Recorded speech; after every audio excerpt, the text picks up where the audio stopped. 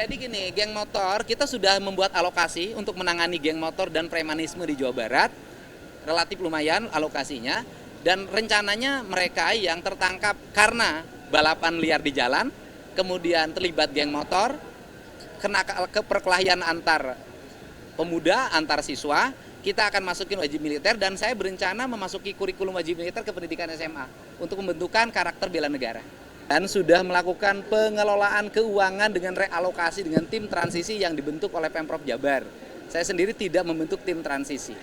Dan tim transisi Pemprov Jabar terdiri dari 11 orang, diketuai oleh orang bernama Deddy Mulyadi, dan rata-rata pejabat eselon 3, bukan eselon 2. Dari penghitungan pembiayaan anggaran, kami mendapatkan mata anggaran yang dirubah dari belanja tidak penting menjadi belanja penting itu, dari belanja hura-hura menjadi belanja yang bermanfaat, itu per tadi malam itu bisa mencapai 5,5 triliun. Dan kita berharap bisa mencapai angka 6 triliun dalam waktu 2 hari ke depan sambil mengikuti kegiatan retreat di Magelang. Dari anggaran tersebut kami akan merubahnya menjadi apa? 1. Belanja ruang kelas baru sekolah SMA di Jawa Barat dari angka 60 miliar kami rubah menjadi 1,2 triliun. Yaitu membangun 3.333 ruang kelas baru, membangun sekolah baru. Kemudian juga kita ingin juga membebaskan tanah-tanah untuk pembangunan sekolah di Jawa Barat dalam 2 tahun ke depan. Karena kebutuhan masyarakat Jawa Barat untuk sekolah, ruang kelasnya disiapkan oleh pemerintah provinsi 4,2 triliun. Dan itu akan kami capai dalam waktu 2 tahun, 2026 dan 2027. Yang kedua, merubah belanja infrastruktur jalan dari 600 miliar dirubah menjadi 2,4 triliun. Karena tidak mungkin investasi berkembang kalau infrastrukturnya tidak memadai. Kemudian juga kami merubah belanja listrik untuk warga miskin, yaitu membuat satuan sambungan untuk warga miskin karena Jawa Barat hampir 200.000 rakyatnya tidak punya listrik. Anggarannya dari 20 miliar kami rubah menjadi 350 miliar. Kemudian kami ingin menyelesaikan kemiskinan dengan merenovasi rumah warga miskin dengan angka 40 sampai 50 juta per unit rumah. Maka angka belanjanya dari 20 miliar berubah menjadi insyaallah mencapai 120 miliar. Kemudian juga kami membangun nanti rumah sakit baru, membangun puskesmas baru, membangun puskesmas pembantu yang baru, menyiapkan mobil-mobil ambulan. Kita ingin belanja sekitar 200 unit untuk daerah terpencil, sehingga mereka bisa melayani warga terpencil dan menyiapkan dokternya, serta kelengkapan di mobil tersebut. Nah, seluruh rangkaian ini adalah bagian dari kinerja pemerintah Provinsi Jawa Barat untuk didorong agar masyarakat Jawa Barat memiliki ketahanan pangan yang cukup, memiliki pendidikan yang cukup, memiliki jaminan kesehatan yang cukup, dan kemudian juga memiliki pendidikan yang cukup.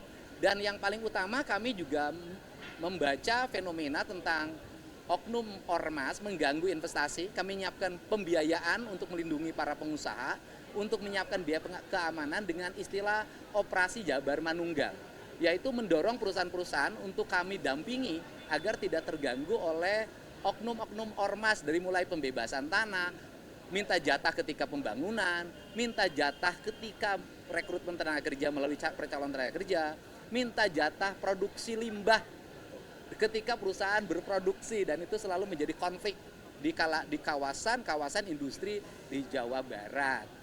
Ini adalah orientasi program yang saya katakan efisiensi bukan memotong anggaran, tapi efisiensi adalah merubah alokasi anggaran. Termasuk kami akan mendorong pendapatan asli Jawa Barat itu kan 19 triliun hari ini, kami ingin minta pendapatannya ditaikin menjadi 21 triliun, sehingga belanjanya menjadi 33 triliun.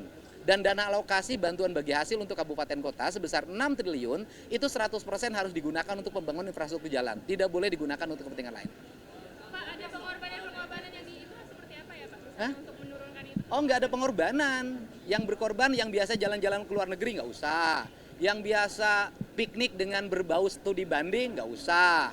Yang biasa seminar-seminar nggak usah. Itu aja untuk memenuhi kebutuhan dasar warga Jawa Barat. Karena kegiatan seperti itu berpuluh-puluh tahun tidak menghasilkan apapun kecuali SPJ. Buat besok retret berangkatnya gimana dong? Kita berangkat rombongan dari Bandung setelah serah terima jabatan. Ya. Awal-awal kan ini sering banget dengar pidana kasus ini. Dan berakhir Eka kan ditolak. Ini sebagai gubernur Jabar ada langkah lanjutan Kalau nggak? sebagai gubernur kan tidak bisa melakukan apapun, tetapi memberikan supporting pada para pengacara untuk melakukan kasasi yang kedua itu bisa dilakukan. Jadi tinggal para pengacaranya untuk terus mengumpulkan bukti agar bisa melakukan peninjauan kembali, bukan kasasi, peninjauan kembali yang kedua. Kunjungan dan lain-lain, ada nggak sih Pak temuan di Jabar? Ada misalnya gini, bantuan untuk membangun ruang kelas baru 60 miliar, tapi beli alat komunikasi, telekomunikasi sekolah 730 miliar. Itu kan aneh gitu. Kelasnya belum ada, perangkat digitalnya disiapin gitu loh. Aplikasi-aplikasi kita mulai hapuskan kalau itu memang tidak bermanfaat bagi kepentingan publik. Itu yang dilakukan oleh kita. Saya baju dinasnya dihapus. Anggaran baju dinas Gubernur Jawa Barat 150 juta lebih. Itu dinolkan. Anggaran kunjungan luar negerinya 1,5 miliar dinolkan. Anggaran perjalanan dinasnya 1,8 sekian miliar. Disisain hanya 700. Jadi hampir hilang hampir 40%. Oh, saya nggak ada. Saya hari ini mobil dinasnya tidak ada. Jadi pakai mobil pribadi aja. Karena mobil dinas gubernur lama juga banyak banget. Ya.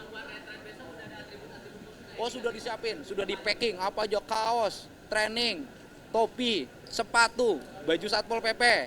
Oh, lengkap. Siap. Menteri Susi sebenarnya mau jadi staf. Oh iya, kan ya gini, yang tidak diterima ya, tapi Bu Susi minta tidak ada honor. Dan gini kan, larangan untuk mengangkat tenaga ahli, pakar, penasehat, itu kan kalau menimbulkan biaya dalam pendapat saya. Jadi seluruh penasehat di Provinsi Jawa Barat semuanya relawan, sukarela. Jadi tanpa biaya. Ya minggu depan setelah pulang retreat SK-nya saya tanda tangan. Ya arahannya adalah agar Jawa Barat terkoneksi pembangunannya, pembangunan berwawasan lingkungannya semakin kuat karena kita juga ingin bangun PLTS, pembangkit listrik tenaga sampah di seluruh wilayah di Jawa Barat.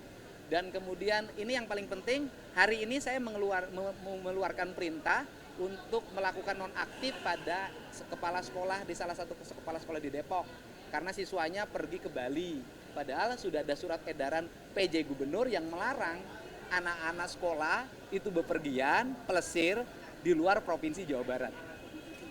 Arahan Bu Susi ya, harapannya adalah Bu Susi tetap memiliki spirit yang kuat untuk membantu pemerintah Provinsi Jawa Barat agar laut-lautnya terjaga dan tidak boleh lagi laut dipagarin. Nah, Bu Susi memberikan arahan-arahan tentang konsepsi pembangunan dermaga, penataan wilayah laut, kemudian konsepsi tentang pembangunan lintas daerah dengan sistem transportasi udara, karena kita akan menyiptain itu. Ya.